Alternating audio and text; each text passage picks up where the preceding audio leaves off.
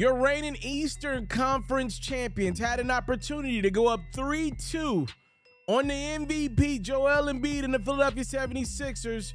Game 5 from Boston. We were expecting the Celtics to come out the gates firing on all cylinders, but what we got was the complete opposite. How about Philadelphia blitzing Boston in the first quarter? Harden, Embiid, and can't forget about Tom Maxey. The Sixers are up by 7 on the road, second quarter. More of the same. It's Harden in the lane, pulling up for the deuce. And then Harden finding Embiid, who finds Tobias Harris, who had an impact. The Sixers are up double digits. Where are the Celtics? Here they come. Jayson Tatum had no points in the first. He was 0 for 5. Picked it up quarters 2 through 4. He nails the three-pointer. Boston, though, still down double digits as Embiid nails the jump shot at the half. It's the Sixers by 9 in the third quarter. Embiid showed you why he's the MVP of the league. Nailing the jump shot, commanding a lot of effort, which leads to a Maxey 3. And then more Embiid working that pick and roll with Harden to perfection. It's Joel Embiid. He had been in a little bit of a shooting slump since he came back from injury. He goes for 33 points in game 5. Tatum was all of Boston's offense pretty much in the third quarter. He scored 16 of their 23 points, but it wasn't nowhere near enough as Maxey gets a deuce inside. And then with Boston faithful trying to egg their team on, Maxey nails another 3. And then how about Embiid in the fourth, putting the Sixers up by 17. The Celtics just no-showed game 5 as Harden comes away with the steal. We ain't heard from Daniel House since the bubble. He goes alley-oop. And even when bad things happen to Philly, good came behind it in game 5. How about Joel Embiid tracking down Jaylen Brown? That's a 7'2" dude running the floor to get the chase down block. And Maxey finished off the Celtics. He hadn't scored a point in the fourth quarter of this series since game 1. He had 30 in game 5. The Sixers hit the Celtics in the mouth and put them on the brink of elimination with a shocking 115-103 win. What's up, everybody? It's yours truly. I'm the one and only. I'm Hoops FERRO. Please make sure you hit the subscribe button before you get on out of here. It's truly the best way we show people that we're growing this platform to new heights and new levels. Thank you so much for the love. Again, make sure you subscribe to the channel for more exclusive quality content. Enjoy the rest of the video. The crowd in full throat. Harden, House, Maxey, triple. Deny. Shot clock at 1. Great defense by Boston. Galloping Brown. Knocked away Embiid.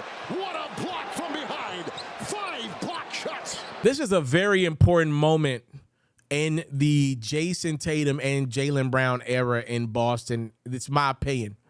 You know, losing this game, you know, I believe oftentimes your team takes on the makeup of your better players, right? I think over the years, Marcus Smart has been able to rile his team up as Tatum and Brown grow up. They were young guys coming into the league. But part of what's going on in Boston right now is because of how great Tatum and Brown have been to kick off their careers. I mean, we just kind of threw these young dudes right into the center of things, and look at them. Since they've come into the league, who's been better in the Eastern Conference? Not named LeBron, who's no longer there, and not named Giannis, which it's a debate. I know obviously the Bucks got the championship, but we're talking about year in, year out. Tatum and Brown and the Boston Celtics are just as consistent, if not more, than what the Milwaukee Bucks have been year in, year out. The Bucks just got the one ring on their side. Obviously, the Celtics made it to the finals. They just couldn't finish the deal against the Warriors last year. This is a very important moment to me in this still young Boston Celtics regime under Tatum and Brown. I'll explain why to you. You lost a game that you just didn't have the energy. And when you're playing great, we don't care about your energy. We just like, okay, these dudes know what the heck they doing. Who the hell am I to say they don't got enough energy? They're winning games. They're getting to Eastern Conference Finals. They're getting to finals.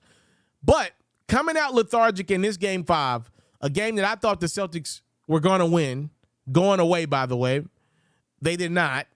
Philly came in and not only won this game, they hit the Celtics in the mouth. I did not expect that one.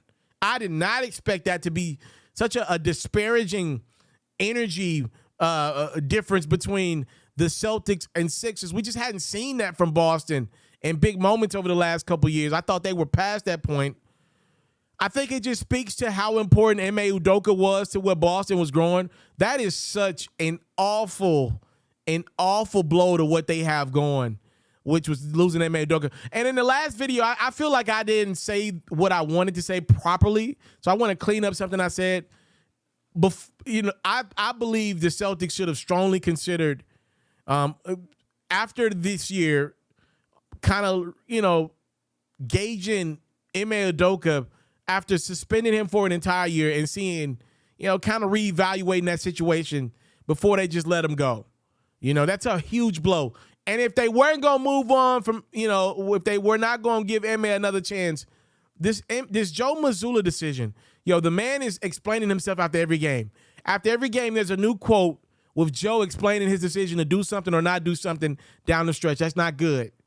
If we know anything about that Boston media, that media is as connected to coaches, to owners, as any media we got in the country.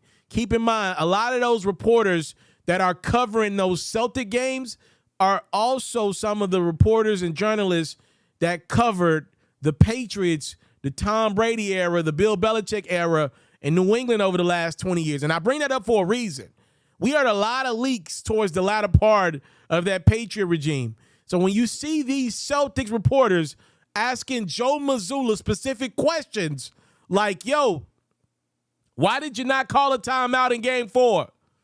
What was the energy at in game 5? That's shaping a narrative. These reporters, some of these journalists are big time in Boston. It's a big deal to be a big time reporter in Boston, at the top of the totem pole, right? Boston Globes, all these outlets like that. If you're not getting it done in Boston, I guarantee these reporters are on the phone, are communicating with some of these important executives within that Celtics organization. That's a big deal. Also, keep in mind, Bill Belichick is off his rocker right now. He's doing ridiculously dumb stuff every year, which means the Boston Celtics success is going to have more of a microscope on it right now because it feels like the Celtics are just going to, the Boston area is just going to have to ride the Belichick wave out until he decides to retire. So from a basketball perspective, the Celtics are going to get scrutinized when they're not playing well or up to their potential. I can't believe they came out and laid an egg like that in game 5. Now, I picked the Celtics to win against the Sixers in 6 because I didn't know the status of Joel Embiid coming into this series. He's starting to look like him again. He's starting to look like the guy that just won MVP. I will say this. I don't believe in the Doc Rivers, James Harden, Joel Embiid era. I don't. But they've been great a few of these games. I think the Celtics shocked the world. I think they win game 6 on the road in Philly and come to Boston for game 7 on a different type of time. I believe they become that Celtics team that we know, the team that was able to pull off this against the Bucks last year.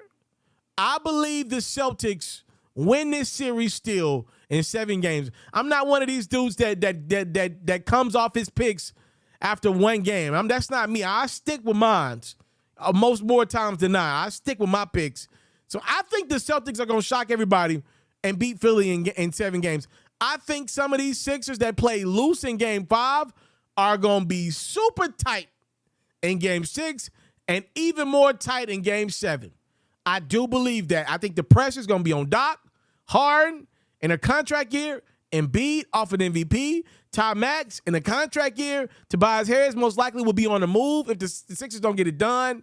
PJ Tucker could be on the move. There's a lot going on in Philly, and I believe the pressure folds them again. I believe the Celtics regroup and get it done in 7. If not, a lot of questions in Boston. And by the way, this is an important moment, an important 24 to 48 hour stretch.